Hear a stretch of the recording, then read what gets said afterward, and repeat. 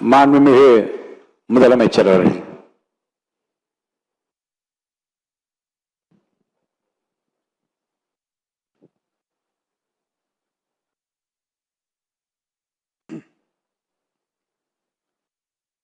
மாண்புமிகு பேரவைத் தலைவர் அவர்களே,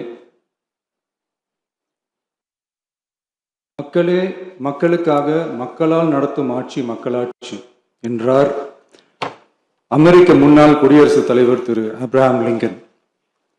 இன்றைக்கு அமைந்துள்ள மக்களாட்சி மலர்வதற்கு மக்களிடம் உள்ள பெரும் எதிர்பார்ப்பு, அவர்களுடைய எதிர்பார்ப்புகளை இப்பேரவையின் கவனத்திற்கு கொண்டு வந்து அதனை செயல்படுத்துவதற்கான திட்டங்களை, சட்டங்களை அமல்படுத்த வேண்டிய பொறுப்பு இப்பேரவைக்கு உள்ளது.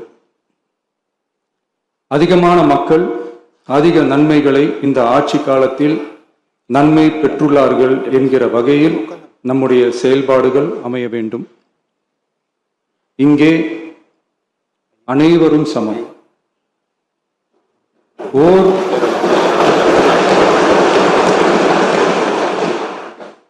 ஓர் உறுப்பினரை கொண்ட கட்சிகள் இங்கே இடம் பெற்றிருந்தாலும் அவர்களுடைய கருத்துகளுக்கும் அதிக எண்ணிக்கை பெற்ற தமிழக வெற்றி கழக உறுப்பினர்கள் தெரிவிக்கும் கருத்துகளுக்கும் சமமாகவே மதிப்பளிக்கப்பட்டு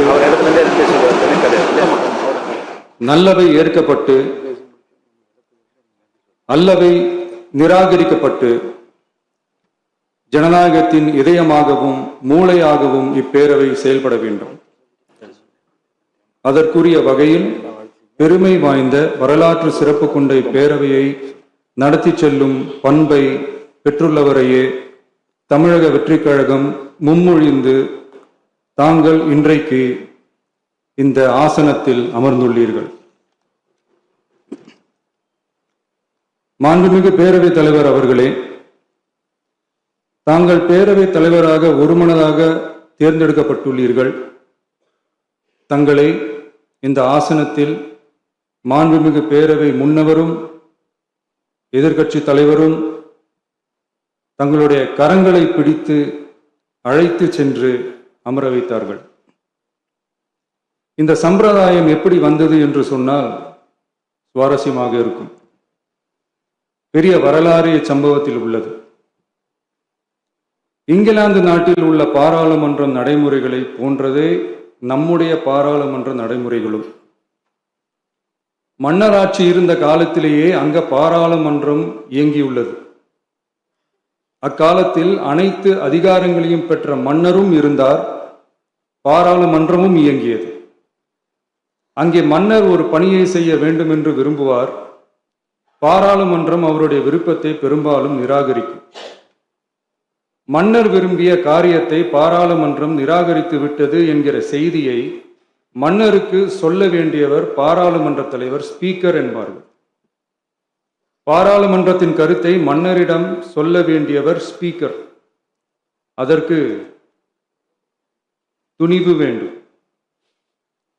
சில பணிகளை செய்வதற்கு தான் பாராளுமன்றத்தின் அனுமதி வேண்டுமே தவிர அந்த ராஜ்யத்தில் உள்ள எந்த பிரஜைக்கும் மரண தண்டனை விதிக்கும் அதிகாரம் மன்னருக்கு உண்டு.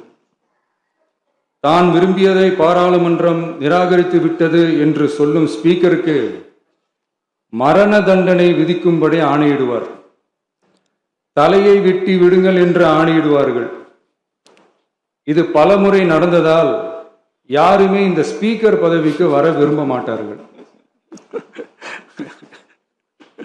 எனவே புதிதாக பாராளுமன்றம் அமையும் போது ஸ்பீக்கர் பதவிக்கு ஒருவர் அறிவிக்கப்பட்டவுடன் அவர் உடனே தலை தப்பித்தால் போதும் என்று ஓட்டம் பிடிப்பார். அணை முன்னவரும் எதிர்க்கட்சி தலைவரும் அவரை தடுத்து நிறுத்தி அவர் கைகளை பிடித்து இழுத்து வந்து ஆசனத்தில் அமர வைப்பார்கள். இதுதான் அந்த காலத்தில் இருந்து வந்த மரபு. ஜனநாயக முறை ஏற்பட்ட பிறகும் இம்மரபு தொடர்கிறது. நிச்சயமாக தமிழக வெற்றி கழக உறுப்பினர்கள் அனைவருமே உங்களுக்கு உதவிகரமாகவே இருப்பார்கள் என்கிற வாக்குறுதியை இந்நேரத்தில் அளிக்க விரும்புகிறேன். பேரவையின் மாண்பையும் கண்ணியத்தையும் பேரவை உறுப்பினர்களின் கண்ணியத்தையும் காக்க வேண்டிய பொறுப்பை உங்களிடத்தில் ஒப்படைத்திருக்கிறார்கள். தற்காலிக பேரவைத் தலைவர் பொறுப்பில் மிக சிறப்பாக பணியாற்றிய நம்முடைய உறுப்பினர் திரு மூவி கருப்பையா அவர்களை சந்திக்க நேற்றுக்கு சென்றிருந்தேன். அங்கே முந்தைய பேரவைத் தலைவர்கள் படங்களை கண்ணுற்ற போது, அவர்களை பற்றி அறிந்த போது உண்மையிலே எனக்கு பெருமிதம் தந்தது.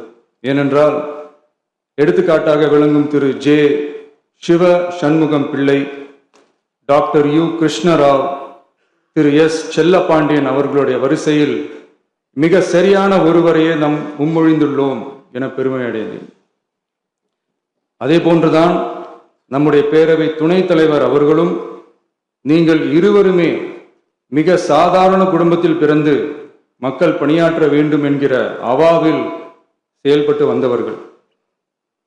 குணம் நாடி குற்றமும் நாடி அவற்றுள் மிகை நாடி மிக்க கொளல் எனும் வள்ளுவரின் வாய்மொழிக்கேற்ப சட்டமன்ற நடவடிக்கைகள் சீராக, செம்மையாக, அமைதியாக நடைபெறும் வகையிலும் சட்டமன்ற ஜனநாயக பண்புகள் நெறிமுறைகள் பேணி பாதுகாக்கப்படும் வகையிலும் இந்த அவைக்கு பேரவை தலைவரும் பேரவை துணைத் தலைவரும் பெருமை சேர்ப்பீர்கள் எனும் நம்பிக்கை எனக்கு உண்டு.